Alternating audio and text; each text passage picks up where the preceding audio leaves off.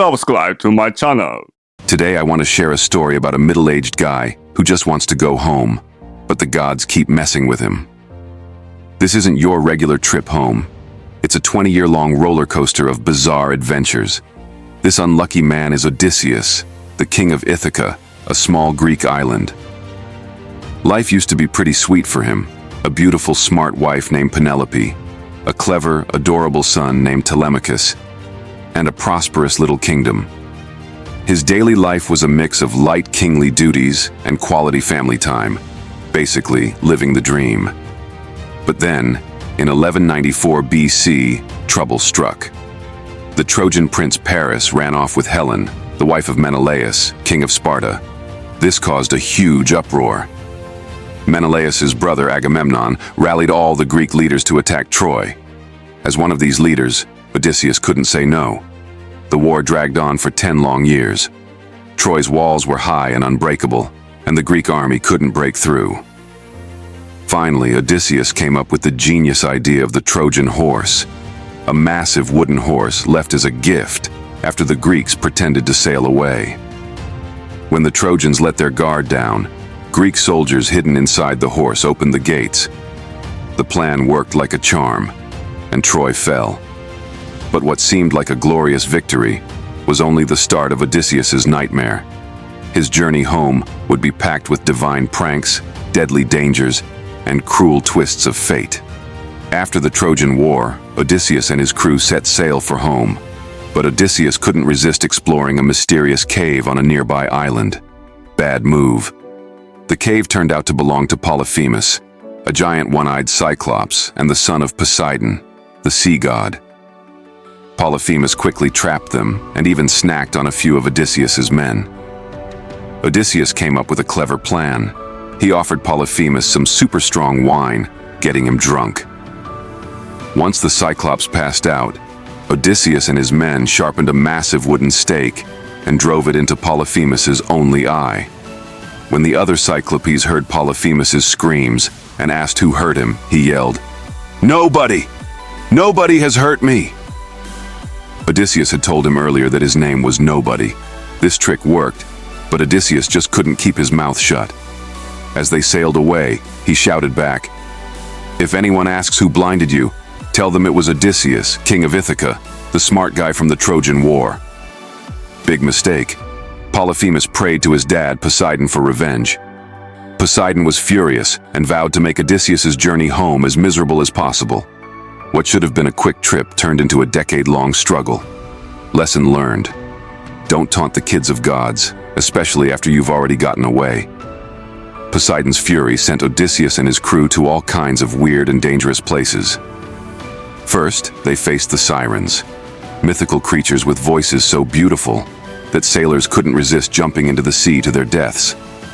Odysseus was prepared. He had his crew plug their ears with beeswax and tie him to the mast of the ship.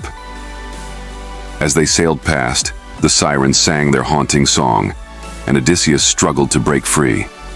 Thankfully, the ropes held, and they made it through safely. Next, they landed on Circe's island. Circe was a powerful witch who liked turning men into pigs. When Odysseus's scouting party met her, they all turned into squealing piglets. Luckily, Hermes, the messenger god, gave Odysseus a magical herb that protected him from her spells. Odysseus confronted Circe and managed to win her over. She not only turned his men back into humans, but also hosted them for a year. But the strangest stop was on Calypso's island. Calypso, a beautiful nymph, fell in love with Odysseus and refused to let him leave. She offered him immortality if he stayed, but Odysseus longed for his family. For 7 years, he was stuck as her unwilling guest. Finally, Zeus intervened and ordered Calypso to let him go. Even after that, there were more dangers like Scylla, a 6-headed monster, and Charybdis, a giant whirlpool. To save his ship, Odysseus had to sacrifice 6 crew members to Scylla while carefully avoiding Charybdis's deadly pull. And of course, Poseidon wasn't done. Every time Odysseus got close to Ithaca, another storm would blow him far away. The journey was rough, but these adventures are what make his story so unforgettable. While Odysseus was struggling to get back, things at home weren't great either. His wife, Penelope, had her hands full. First, she had to raise their son, Telemachus, on her own. Without a father figure, it wasn't easy, but Penelope did an amazing job. Telemachus grew up brave and clever, just like his dad. The bigger problem, though, was the suitors. Dozens of arrogant nobles moved into the palace, assuming Odysseus was dead. They ate all the food, drank all the wine, and demanded Penelope choose one of them to marry. But Penelope was just as smart as Odysseus. She told the suitors, "I'll choose one of you after I finish weaving a shroud for my father-in-law." Every day, she worked on the shroud in front of the suitors. Every night, she secretly unraveled it. This trick bought her 3 years. When some maids tried to expose her, Penelope cleverly calmed them down with small rewards and kind words. Her patience and cleverness kept the suitors in check while she waited for Odysseus's return. With Athena's help, Odysseus finally returned to Ithaca after 20 years. But he didn't come back as a king. Instead, he disguised himself as a poor beggar to scope things out. First, he visited his loyal servant Eumaeus. Even though Eumaeus didn't recognize him, he welcomed the stranger warmly. Through Eumaeus, Odysseus learned about the chaos in the palace. Next, Odysseus entered the palace in disguise. The suitors mocked and abused him, even throwing things at him.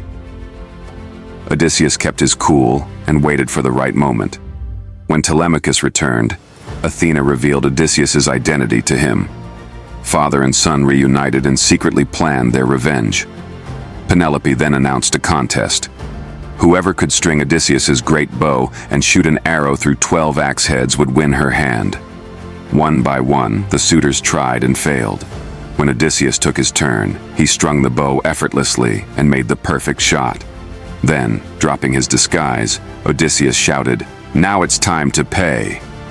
With Telemachus and a few loyal servants, he fought and killed all the suitors, taking back his home. Finally, Penelope tested him one last time.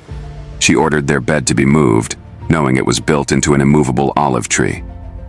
When Odysseus protested, revealing the bed's secret, Penelope knew it was truly him. They embraced, finally reunited after 20 long years. So, what's this story really about? On the surface, it's just a man trying to get home. But deeper down, it's about human nature. Odysseus survived because of his cleverness and perseverance. Penelope protected their home with her wit and loyalty. These are timeless qualities we still admire today. The story also shows human flaws, pride, greed, and desire, but reminds us that love and determination can overcome them. That's why thousands of years later, we're still captivated by this epic journey.